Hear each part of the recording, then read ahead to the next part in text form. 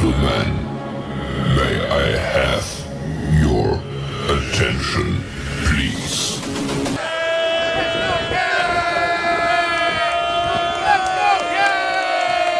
The show starts in 3, 2, 1, go. Good morning, CaneSport. It's September the 29th, 2022. I'm Gary Ferman, the publisher of CaneSport.com, joined as always by our managing editor, Matt Shodell, as we discuss the news of the day, presented as always by LifeWallet, where the time is now to take charge of your personal health. And Matt, I think I need to start out today's show with a little bit of an apology. I've been taking a lot of the comments on YouTube, a few on the message boards as well, but mostly on YouTube to the heart. And I think I got a little too emotional the last 2 days. You know, the shock of that loss to Middle Tennessee State, the shock of your stance on this newfound quarterback debate and controversy that we have. I think I got a little bit too emotional. So I really want to make it up to you today, and I want to start out the show by giving you the floor and uninterrupted, letting you get everything off your chest, whatever you want to say, without me chiming in, without me being critical of it, without me poking holes in it, whatever. I want Matt Shodell to have the floor to start out Good Morning CaneSport this morning to say whatever it is that you want to say. In fact, wait a minute. I'll be right back. Well, my sound wasn't working. I don't know what Gary just said. Can Gary even hear me? I couldn't even hear what you said. My sound just started. My sound just started working. Was there some sort of an apology? I need to hear it again. It didn't sound very sincere. It sounded like your apology sounded like Josh Gaddis apologizing to Jake Garcia for starting Tyler Van Dyke against North Carolina. That's what that apology sounded like.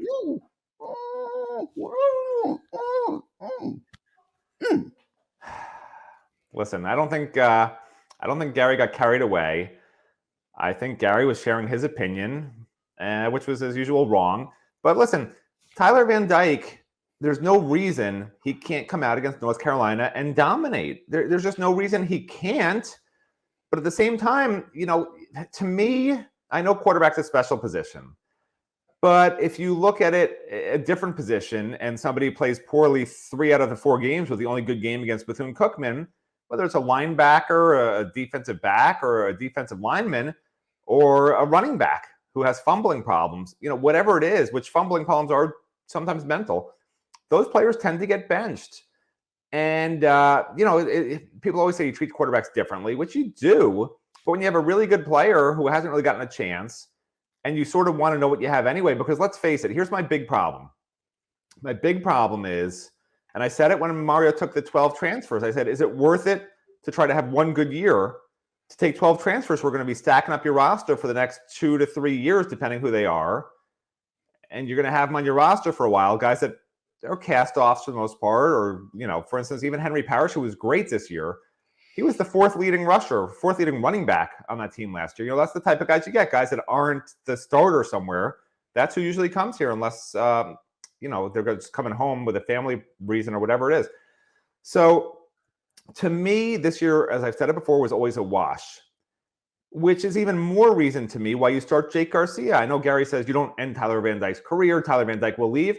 Well, Jake Garcia could leave too, and you need to know what you have.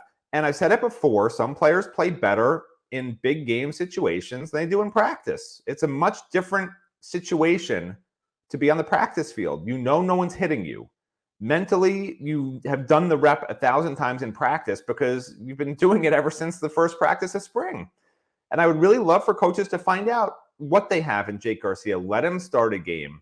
See how he does. Give him free reign. Give him a chance. I don't see what the harm is when you're looking at a 2-2 record And it doesn't seem like he is behind Tyler Van Dyke at all in terms of his playmaking ability, just based on the small sample size we got last game. I don't see the harm. Gary's point is, well, Tyler Van Dyke will go in the tank. You can't bring him back after that. I completely disagree. I think sometimes it actually helps a quarterback to be on the sideline watching for a series or two. And in the past, great offensive coordinators have done that with NFL quarterbacks even, So I would love to see Jake get his chance. Like I said yesterday, knowing what I know about Josh Gaddis and hearing from my Michigan friends, I think he's going to stick with Tyler Van Dyke when North Carolina starts. So if you want to boo when Tyler Van Dyke comes out, fine. I would not boo. If I'm a fan and Tyler Van Dyke comes out, give him the benefit of the doubt. He was so good last year. I understand why Gary doesn't want to give up on him after 3 bad games. At the same time, if you don't have a great second quarterback who might leave if Tyler Van Dyke comes back another year, that's an issue, because let's face it, if Tyler Van Dyke muddles through the rest of the year and does okay, maybe they lose another couple of games, you finish 8-4. To me, if you finish 8-4 and you haven't found out what you have in Jake Garcia and let him leave in the portal because Tyler Van Dyke's coming back another year, and I know some fans think that'll never happen, Jake will just stick around anyway. I'm here to tell you that's not the case. This is not old school Miami football, old school college football. He will be gone in the wind. And if he's starring in another program next year, and we have the same inconsistent quarterback play here with Tyler next year, I'm talking about, okay? Fans will be outraged. Why didn't you give Jake a chance? And I don't see with a 2-2 record I know it's the first ACC game. I know you want to win the ACC, but I think they have as good a chance, if not better, with Jake as with Tyler, which is what I expressed when Gary freaked out on me. And honestly, I think that's all I have to say. So listen, have a great day, everybody. Thanks for joining us at Good Morning CaneSport. See you tomorrow, everybody. This is the end of Gary. That's it. No goodbye, everybody. Let's start this all over again. Here we go. Hello again, everybody, and welcome to the Matt Shodell Comedy Hour. It wasn't comedy. That was the truth. Starring Middle Tennessee State head coach Rick Stockstill. Oh, well, that was good. 2 goal line stands, we stop them down there. They ran for 194 yards against Texas A&M, the number whatever team in the country they were. They ran for 68 against us. They averaged 1.6 yards per carry. They gave us 1.5 million, but they got 1.6 yards per carry. But, I don't know where that came from. Hey, I'll tell you where it came from, Coach. It came from your soul. Hell you talking about? It came from your soul, Coach. All right, let's redirect all the anger, okay, everyone? Let's just redirect it all right. I don't even know where the hell is Middle Tennessee? I don't even know where the hell it is. But let me tell you something. That guy is the worst winner I have ever seen in my life, okay? I get it, okay? It was a big moment for his program. But he is trolling the Canes like there's no tomorrow. And I'll tell you what, he better not ever run into Mario Cristobal on the recruiting trail or something. Because I remember... You're not going to. Yeah, I know. Because let me tell you something. What he is doing and the way he's going about it, I mean, listen, congratulations, Coach. Like, they did a great job last weekend, okay? No argument, all right? In fact, I've been doing some more research into this now that I can actually talk a little bit again. And I'm not talking about quarterbacks today. But their quarterback completed 16 to 25 passes for 408 yards and 3 touchdowns. It was the first time in this century that a quarterback threw for 400 yards in a college football game with 16 or fewer completions against FBS competition. Okay, that's unbelievable. And, the fact that they saw that degree of weakness in the Miami secondary, that was their game plan, is kind of scary, quite frankly. But they did say after the game that they felt like Miami would try to man up against them, which the Canes did, thinking that they had the athleticism to stay with them, which the Canes did. And they just had their receivers run right by them and score easy touchdowns. And but this guy is just totally out of control. with his media appearances, with the things he's saying on them, with the way he's poking at the Hurricanes and their dominance and everything. So all this anger that has been pent up about the Miami quarterback debate, competition, whatever you want to call it now, controversy, I would like to see everybody just rechannel it all. Just rechannel all that anger and find a way to redirect it to Rick Stockstill. Send him emails, whatever. Because, this is insanity. What I just played, Matt, is on top of what he said after the game. And let me remind you. Let me tell you something. What's embarrassing is you giving this guy attention, because if we make this about Middle Tennessee as Miami fans, that's pathetic, bro. I'm trying to redirect the anger, Matt. Just forget the game. People are angry. Forget the game even happened, okay? The program's first coach's nickname was Mutt. 2 coaches later, the guy was killed under mysterious circumstances. Some people think it was a suicide. I mean, this program, this coach was at FSU as a player. He was at South Carolina as a recruiting coordinator, tight ends coach. I mean, I don't care about the Middle Tennessee history. There's your history lesson. That's all we need to know. Move on like the Hurricanes. I don't want to hear Middle Tennessee again. Do Miami fans want to hear about FIU still? Nobody wants to hear this stuff. Just I'm done with Middle Tennessee. I don't want to ever hear, let me put it this way. If the ice cream truck pulled up outside my house playing that music, whatever, dun, dun, dun, dun, dun, dun, dun, I don't know if that's what they play. But if it did, and if I went up to that ice cream truck and I looked down all the names of all the different ice creams and one of them was Blue Raider, I would leave. And I would slash the tires of the ice cream truck, and I would tell him to find another job, because I'm over it. I'm over it. I don't need to email anybody at Middle Tennessee. I don't need to watch these highlights. Miami played a terrible game, and us talking about them is just elevating it. It's like bad. It's like any publicity, even bad publicity, is publicity, and that's what this guy wants. And you want to give it to him, Gary. Are you working for Middle Tennessee now? Are you their publicist? Oh man, I'm having a hard week, man. I just can't win. I don't know. This guy got under my skin. Did you see what he said after the game? Yes. I don't know if they throttled Miami. He said It's only 25 seconds. Let me play it. I know what they. Fantastic win. Extremely proud. Happy for our players. It's always fun to do stuff that nobody thinks you can do, and coming down here 26-point dogs and kicking their butt like we did, because it was a butt kicking.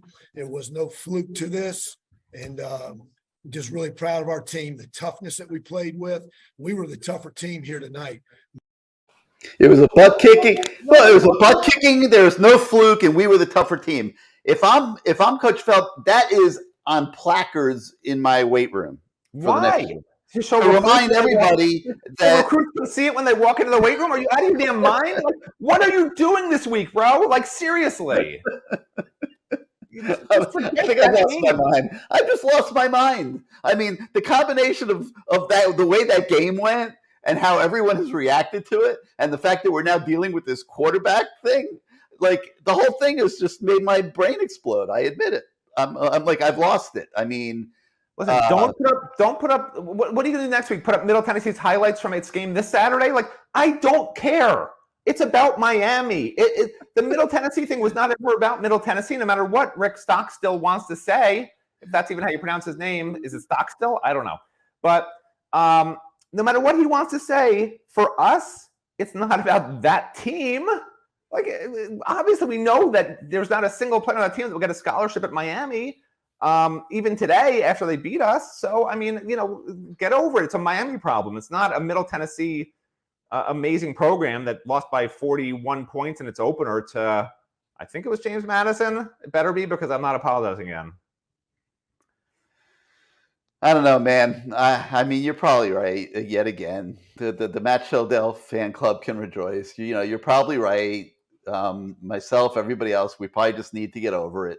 It's Wednesday now. It's been 4 days. Just let it go. But it's hard, man. It's hard. That was that was rough. But anyway, all right. So let's get over it.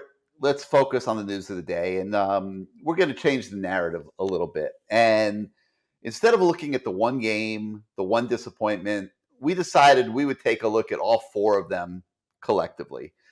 Today, we're going to look at the offense. Tomorrow, we're going to look at the defense. And what it is, it's a deep dive, position by position, player by player, with the help of their grades from Pro Football Focus, which is the best metric that we have available to us, other than, of course, the naked eye. And we're going to try to figure out what the issues are on both sides of the ball. So today we go into the offense, and you'll see it all on the website. The grades are there, everything else.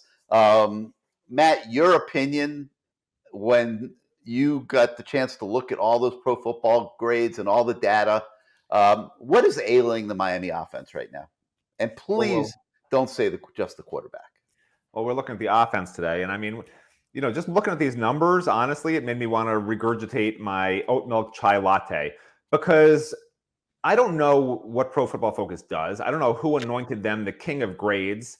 I know coaches tell us all the time that these grades are ridiculous.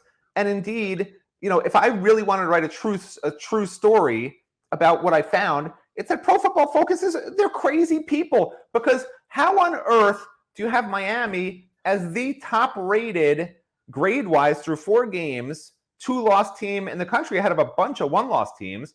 I think, what did I say they were, Gary? Were they 16th or 18th in the nation overall in Pro Football grades through 4 games? Yeah. I think we could all agree that's probably not an accurate representation. Well, they did have, it's tainted by the first game. All that counts. All these great teams have played horrible opponents for 1 or 2 games already, so that's not an excuse. But anyway, you can glean some things. And look, the reason we didn't do it game by game is because we do that after every game. You can look back at our first 4 games and you can say, last game, Jake Garcia was better than Tyler Van Dyke grade-wise. The previous game, Henry Parrish was the top, running back, whatever it is grade-wise. I mean, we broke all those down. So the idea of this offense today, and we'll look more at defense tomorrow, but the idea of the offense, one was more big picture through 4 games. Is there a pattern that can be discerned? The only pattern that I could really discern was my own male pattern baldness, aside from the fact that Jake Garcia has not had enough reps to really make a representation that he's better than Tyler Van Dyke. I don't think you can say that. We already knew Henry Parrish is the best running back in the room. We already knew that the running backs can't pass protect. We already knew the tight ends can't run block. And we already knew the offensive line was average run blocking, especially up the middle, which, shocker. I've only said it 50 times before the season. Josh Gaddis loves to call 3rd and 1 runs up the middle. I just can't even. Henry Parrish, one of the interesting things is Henry Parrish is averaging, I think, overall 5.8 or 5.9 yards when he goes outside. And he's averaging 3.1 yards up the middle, which is no surprise. He's a smaller back. He's a fast, shifty back. And he's their top back in terms of reps. So when it comes down to crunch time, what does Josh Gaddis do? He says, let's go to the weakest area of Henry Parrish's game. Let's just run him up the middle, And, I don't know if it's a sign that maybe the guards and center aren't crashing correctly in the middle. I don't know if it's a sign that the schemes with Josh Gaddis pulling the guards to help on the outside run is really having an effect. But Josh Gaddis obviously seems very concerned, and these shouldn't be surprises to him. He seems very concerned that the offense line is not good enough to hold up on outside runs when they're stacking in the box and that just run it up the middle every time, which maybe he's right. But if he is, then the offense line is just not that good. If you can't gain 1 yard up the middle, and that's the play you're going to keep calling, that's not a great sign. Will Mallory, as it turns out, is having a terrible year. Just ask the Pro Football Focus people. Apparently, he just stands in place and falls down when somebody touches him when he's trying to block. That's what they wrote, in essence, with their grades they gave him. I think he was somewhere in the 30s. Arroyo, pretty much the same, which is not a surprise. I was when I looked at Arroyo's grade, and you guys can look at the story to get the actual numbers. I don't have them in front of me. But Mallory 49.6, Arroyo 55.0. About 70 is considered average. 70 is considered good. Maybe a little better than that. Yeah, but no, anything in the 40s, you're just basically, you may as well just be sitting on your butt. You're basically not doing anything correctly, Anything below 40, you're helping the other team. It's like you're blocking your own guys below 40. And there's going to be a couple of numbers below 40 I think we'll see on defense that you guys will get a kick out of tomorrow. But anyway, so So the tight ends that we thought were the best unit in the ACC, they're not really helping in as receivers. We have those numbers broken down. They're certainly not helping in run blocking. And what I was trying to get to is, we did break down some of the plays from the Texas A&M game, and one of them, it was the play where Tyler Van Dyke ran a keeper. He faked the handoff and then kept it to the left side, and Elijah Arroyo was the lead blocker on that play. And I pointed out, quite astutely, I might say, nobody else would have picked this up except for me, that Elijah Arroyo just basically walked/jogged in front of Tyler and didn't even touch anybody or try to touch anybody until Tyler was basically already getting tackled. And it seemed like he had no idea that the play might even come his way, which I don't know if that's on Josh Gaddis or on Elijah Arroyo, but you know what? If you're running in one direction as a blocker, you probably should try to block somebody. That's just a good thought. That's a note for Elijah if he's watching. And then, I think that pretty much sums it up. Do you have any other questions, Gary, about any of these wonderful numbers that are higher actually than I think they should be? Even despite those bad areas. Just to summarize it without just even discussing the quarterback position, because we've worn that out. Not a surprise that Henry Parrish is graded out great. He's been pretty good other than a drop ball. As a running back, running the ball, he's been pretty darn good. And his grade 87.9 is phenomenal. I was kind of surprised Jalen Knighton was so low at 62.4, but then I started thinking about it, and I realized, he really has not done very, very much. By the way, did you read the story closely? Do you know who and how far the top running play has gone for this year? Do you remember that part? Before you answer it, if you're a fan watching this show, all four of you right now, try to think what you believe is the longest run of the season and who has it as a rush. Okay, could be any position, but as a rush. And Gary, do you remember? I don't remember. No, you know what? I do remember. Yeah, I do remember. It. Should I say who it is? Yeah, and what the yard is? Because I was surprised. I didn't realize that. Tad Franklin, and I believe it was like somewhere in the ballpark of 25 yards. Yeah, it was below 30 yards, which that surprised me. Most of the other stuff I found in Pro Football Focus, I'm like, all right, other than them being ranked in the top 20 in the country, overall grade is ridiculous. Offense overall grade is ridiculous. But some of the things made sense. That was one thing that made sense, because I can't remember that explosive play by the running back where he just bursts through the line and he's gone, or breaks a tackle and he's gone. These running backs were not breaking tackles. Thaddeus is probably right now the best at that, which I guess makes sense. But Thaddeus doesn't seem to have that second burst, that breakaway speed. It's amazing. When you watch some of the NFL games, even you can tell, like Saquon Barkley on that touchdown run. For those of you that watch Monday Night Football, which my wife's a huge New York Giants fan, by the way. I don't know how many of you that are men have spouses that just like are huge NFL fans, but she literally, I didn't even care if I had the NFL Sunday ticket. She says, we're getting the NFL Sunday ticket because I have to watch every single New York Giants game. She's the third of three daughters, and her father made her basically his football fan, so that he'd have someone to go to the games with, because she's from New Jersey. They had Giants season tickets all growing up. And for those of you that know about the Giants, basically you have to leave them in your will to somebody else, because there's a wait list of like 10 years to get season tickets. But so anyway, so I'm watching with her because I'm a nice person. And nobody wants to watch the Giants play, especially the Cowboys. Those games they used to be good. Now they're terrible.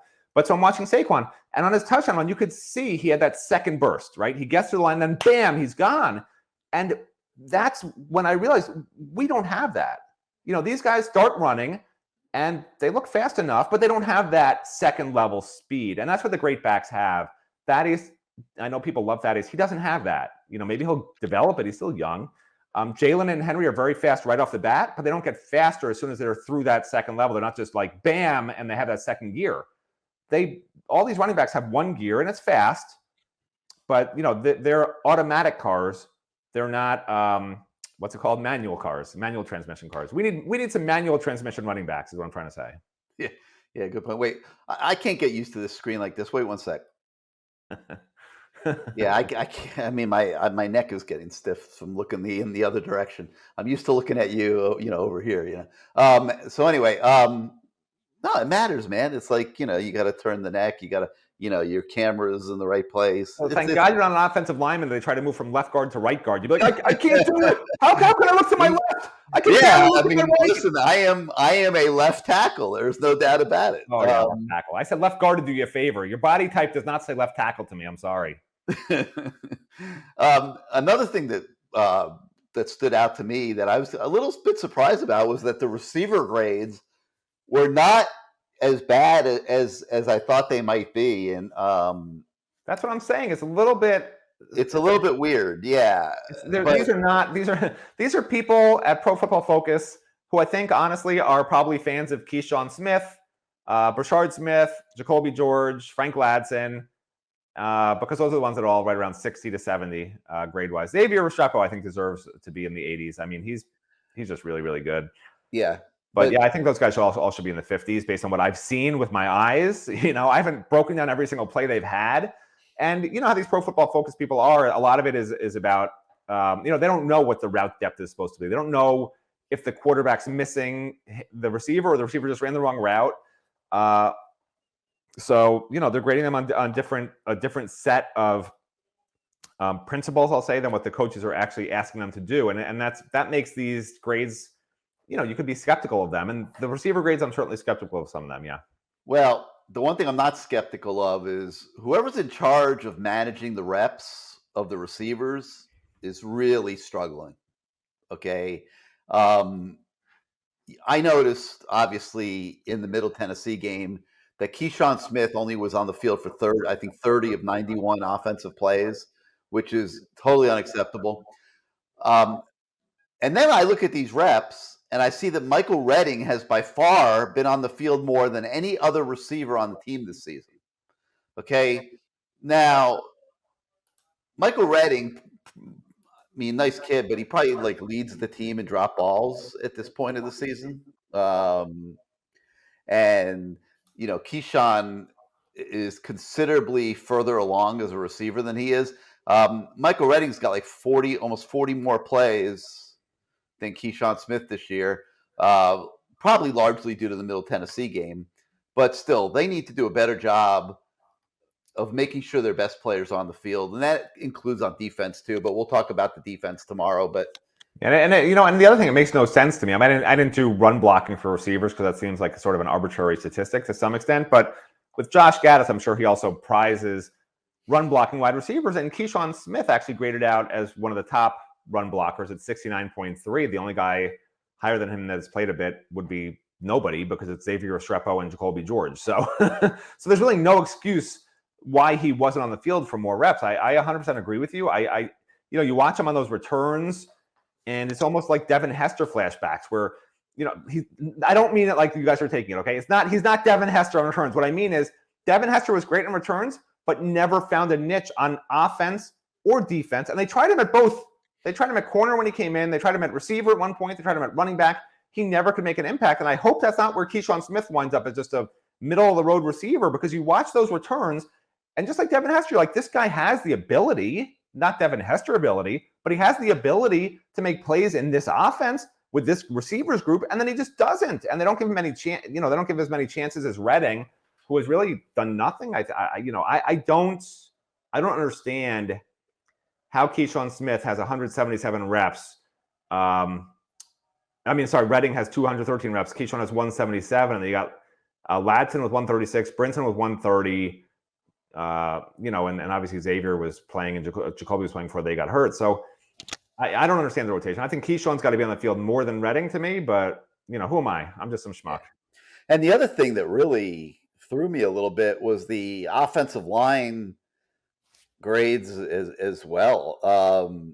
If I said to you, Matt, who's the, and you hadn't seen this, who's been the best offensive lineman this year, I probably would say Jalen Rivers. But no, according to Pro Football Focus, it's been DJ Scaife, who they have with a 74.8 grade. Jalen Rivers is all the way down at 61.7. Ja'Kai Clark at 61. And Zion Nelson at 54.2. The guy that's really supposed to be the best offensive lineman this year. But maybe he's struggling to come back from his injury. Maybe it's rust. It's very hard for us with, watching the game to really see the offensive line to the depth of being able to grade guys. But so I thought the offensive line grades were a little interesting as well, Matt, and a little bit different Yeah, than I mean, what the I most would. interesting part of that to me was, look, Jalen Rivers.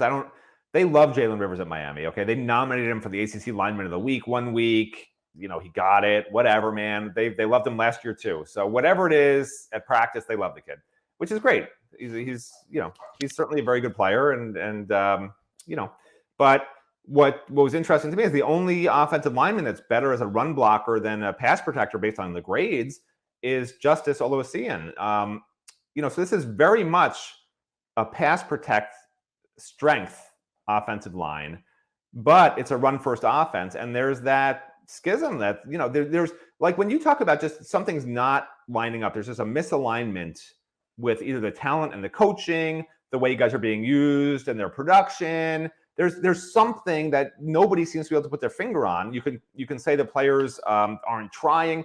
Whatever it is, it might appear that way, but maybe it's just a misalignment in how these guys are being used. Because I said it before the season, I said this should be a pass-first offense based on the talent of the offensive line, and that's their strength, and based on Tyler Van Dyke. Well, as it turned out, the offensive line's strength is pass protection, but Tyler Van Dyke has faltered. And they've tried to turn this into a run-first offense, and it works against super oversized teams. But even when that happened, if you remember, Gary, when that happened against, what's the name of that team? Was it Southern Miss? What was the name of that team that they struggled with the first half? Was it Southern Miss? Southern Miss, yeah. Yeah. So even that Southern Miss game, I cautioned people on this show. I said, listen, just because they ran over Southern Miss in the second half, this was a major red flag. They couldn't pass the ball successfully, and that should have been their strength. And then you see that show up the next two games, and it basically was 2 losses because that was the problem. Like what we saw at Southern Miss cost them the next 2 games because it wasn't fixed. And what we saw at Southern Miss, fans were all happy. Oh, we dominated the second half. My point was, and I know you guys remember this, my point was they had to run the ball every single time to win the game. And that's not going to work against bigger defensive lines. And, not that Middle Tennessee, which I'm never going to say that name again, that's in the he who can't be named category now.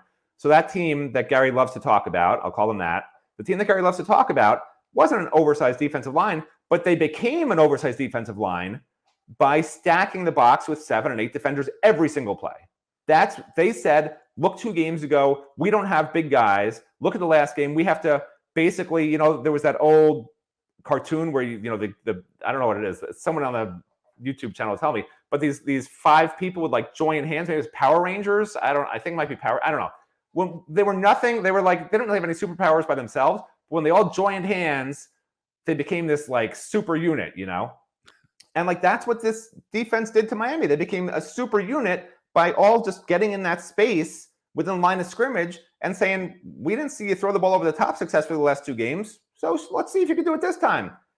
And Tyler Van Dyke couldn't. The offense couldn't, which is why a lot of people, you see that first Jake Garcia pass, you're like, finally, a guy who can throw the ball over the top and hit the guy in stride. I know, Gary, you pointed to the one pass Tyler did it on the flea flicker. Congratulations to him on that. But that's why fans were so excited. It wasn't that they wanted a new quarterback.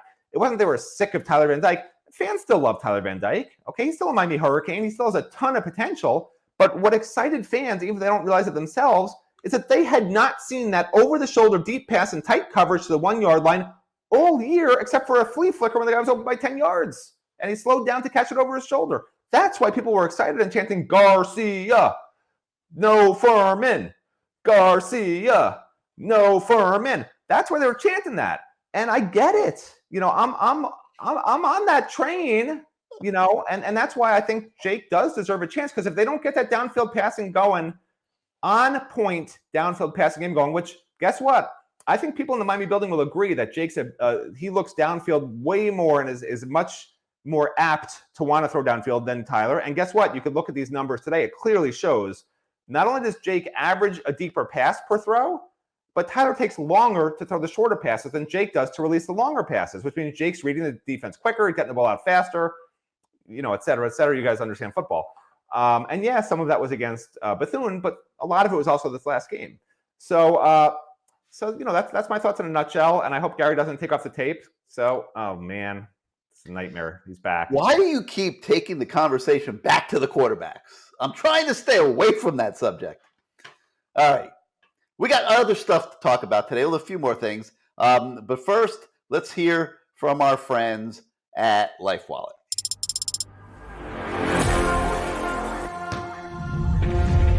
Hi, I'm Nigel Pack, and when I decided to come to Miami, I knew I had to pack, including my life wallet. But you know what else I'm going to pack this upcoming season? I'm going to pack the house. But today, I'm going to stand here and make another trade. The feed to Pack. He throws another. Give it to him. His third from the corner pocket. When he was persistent, Nigel Pack again. Never leave your home without your life wallet. Saving time, saving lives.